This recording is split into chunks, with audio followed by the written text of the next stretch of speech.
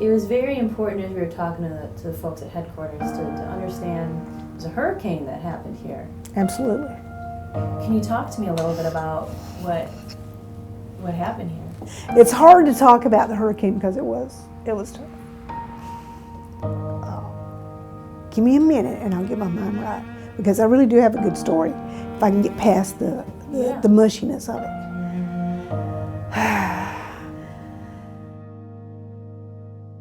So last year in October of 2016, we had Hurricane Matthew hit Lumberton, and it was actually a kind of mild hurricane in that there wasn't a lot of wind.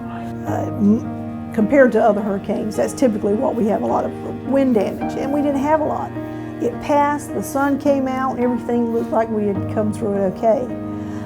But what we didn't know is that the Lumber River was rising, as were other rivers around here and streams. And within 24 hours, Lumberton was flooded. So flooded beyond what we had ever, record elevations in the river.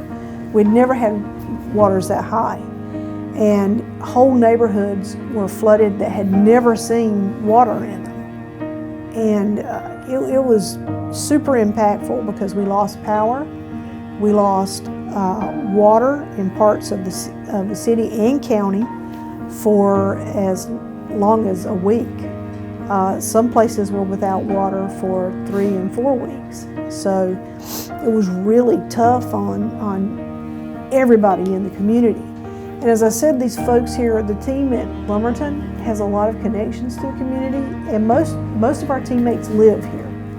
So out of the 300 or so we had employed, maybe 100 of them were impacted catastrophically to some level. I mean, as much as, cars lost, homes lost, living in hotels. It was catastrophic.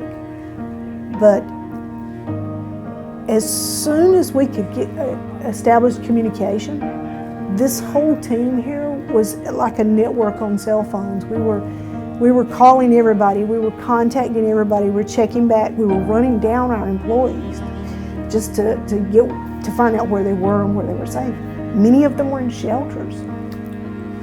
For the leadership of Lumberton, the most important thing for us was not to get the plant back running because we had to make money, not because we had to really even reach our customers.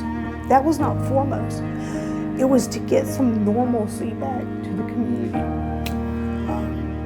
We knew people needed their jobs, people needed to work. There were businesses that were devastated that are still not open now, that were completely closed.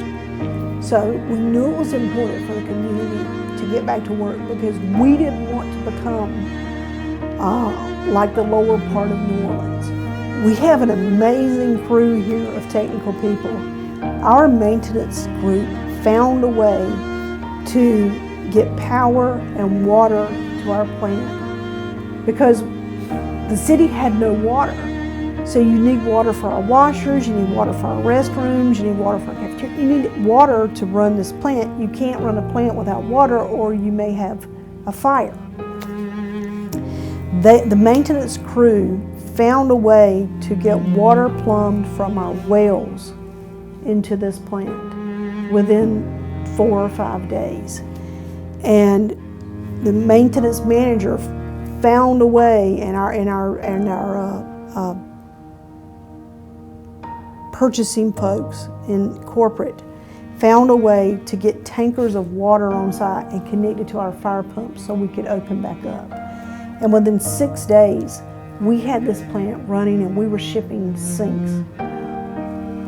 Some of our employees were still flooded out of their homes, but they still made it here to work.